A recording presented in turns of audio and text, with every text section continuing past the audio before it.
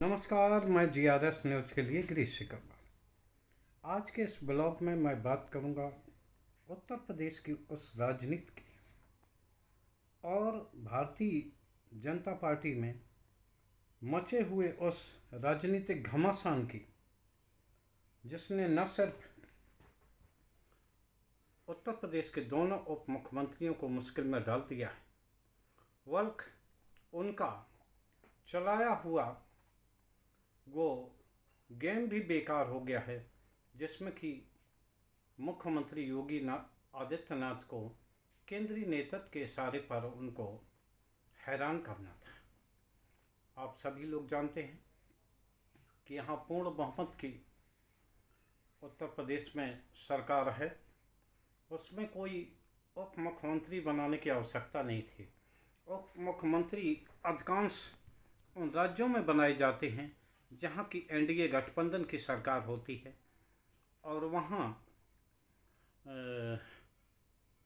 मुख्यमंत्री पर या सत्ता में अपनी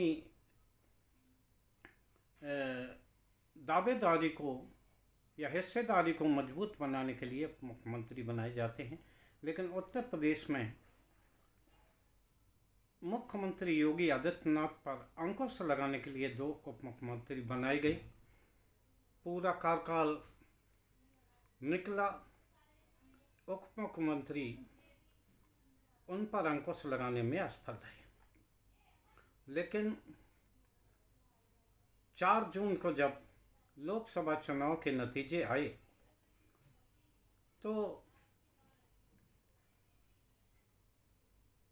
आड़ लेकर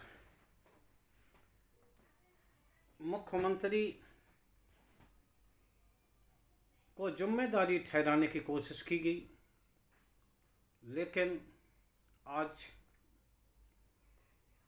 केंद्रीय हाईकमान इस बात पे नाराज है कि दोनों उप मुख्यमंत्री जिस प्रकार अनुशासनहीनता कर रहे हैं और मुख्यमंत्री द्वारा बुलाई गई बैठक में भाग नहीं ले रहे हैं, तो वो एक अनुशासनहीनता है। एक कहावत भी आप लोगों ने सुनी होगी कि जो दूसरों के लिए गड्ढा खोदता है वो खुद उस गड्ढे में जाकर गिरता है। और ये संभवतः उत्तर प्रदेश के दोनों उप मुख्यमंत्री केशव प्रसाद मौर्य और ब्रजेश पाठक पर अक्षरता सही उतर है, क्योंकि उन्होंने जिस प्रकार केंद्रीय नेतृत्व के इशारे पर योगी को परेशान करने का काम किया, अतः में वो यहाँ तक उतर आए कि वो मुख्यमंत्री द्वारा बुलाई गई बैठकों में भी शिरकत नहीं करते थे। यहाँ तक कि प्रयागराज मंडल की बैठक में केशव प्रसाद मौर्य नहीं गए। और हाल में 26 जुलाई को जो बैठक हुई लखनऊ मंडल की, उसमें लखनऊ में भी उपस्थित रहने के बावजूद ब्रजेश पाठक उस बैठक में शामिल नहीं हुए। केंद्रीय नेतृत्व के समक्ष जब योगी आदित्यनाथ ने सभी बातें रखी और ये कहा कि इससे न सिर्फ प्रदेश की जनता में गलत संदेश जा रहा है, बल्कि विपक्षी दलों में भी ये संदेश जा रहा है कि भारतीय जनता पार्टी आपस में ही सिर फटोगल कर रही है। इस बात को केंद्रीय नेतृत्व ने सही माना और संभवतः 29 जुलाई से शुरू होने वाले उत्तर प्रदेश के सत्र में दोनों उप मुख्यमंत्री शामिल होंगे और उनको स्पष्ट संदेश ये दे दिया गया है कि अगर उत्तर प्रदेश से अब अनुशासनहीनता की खबर आई तो निश्चित तौर पर कार्रवाई होगी। और इधर योगी आदित्यनाथ मजबूत होकर उभरे हैं, क्योंकि हाल में ही लोकसभा के जो सांसद जीते थे उन 10 सीटों पर 9 सीटों पर तो सांसद चुने गए और एक सपा की सीट शीशम ओवैसी है जहां की इरफान सोलंकी की सदस्यता सजा के कारण चली गई है, तो वहाँ भी उपचुनाव हुआ। तो इन उपचुनाव की ओर योगी आदित्यनाथ ने अपने 30 मंत्रियों को जिम्मेदारी दी है। किसी किसी सीट पर 3-3 मंत्री लगाए हैं और किसी सीट पर 2-2 मंत्रियों को ये दायित्व दिया गया है। निश्चित तौर पर इन सुपर 30 से भी उप मुख्यमंत्रियों का पत्ता कट गया है। आप थोड़े दिन बाद देखेंगे कि संभवतः दोनों उप मुख्यमंत्री अपने पद से हटा भी दिए जाएं और जल्दी ही संगठन में भी बड़ा फेरबदल होगा। उत्तर प्रदेश के प्रदेश अध्यक्ष भूपेंद्र चौधरी को भी संभवतः बदला जाएगा। उनकी जगह कौन लेगा, इस संबंध में रणनीति संगठन स्तर पर तैयार की जा रही है। लेकिन केंद्रीय नेतृत्व के सारे पर जो उप मुख्यमंत्रियों ने किया वो सजा संभवतः उनको जरूर मिलेगी और हो सकता है कि दोनों उप मुख्यमंत्री पद से हटा दिए जाएं।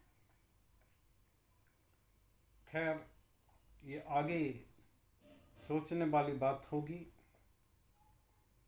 लेकिन जिस प्रकार उन्होंने उत्तर प्रदेश में गुटबाजी को प्रश्रय दिया है और एनडीए के सहयोगी भी जो उनके पाले में जाकर बैठे हैं, निश्चित तौर पर उत्तर प्रदेश में एक बहुत बड़े ऑपरेशन की ज़रूरत है। अगर केंद्रीय नेतृत्व अपने स्वार्थवश इन अनुशासनहीनों पर कड़ी कार्रवाई नहीं करता है तो आप ये तय मान लीजिए कि इसका नुकसान अंततः भारतीय जनता पार्टी को ही भुगतना होगा।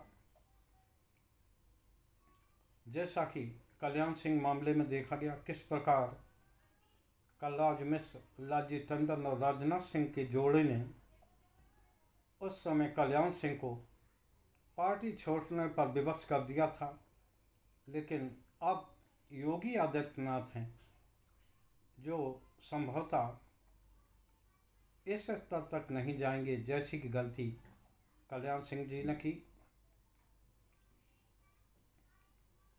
और जो अभी दिखाई दे रहा है उसके अनुसार योगी आदित्यनाथ ने निश्चित तौर पर केंद्रीय नेतृत्व को इस बारे में ये दिखा दिया है कि किस प्रकार कुछ लोग खुद को पार्टी से ऊपर समझते हुए खुद की सरकार की बखिया उधेड़ने में लगे हुए हैं। ये तो वही हाल हुआ जो कि सपा मुखिया अखिलेश यादव ने कहा, केशव प्रसाद मौर्य दिल्ली के पासवर्ड हैं, और ये साबित भी हुआ। आज संभवतः दिल्ली ने अपना पासवर्ड बदल लिया है। अब शायद केशव और ब्रजेश पाठक की उपयोगिता अब उत्तर प्रदेश के मामले में नहीं रही है और योगी फिर से उपयोगी साबित हो गए हैं। आज के ब्लॉग में बस इतना ही। जय हिंद, जय भारत।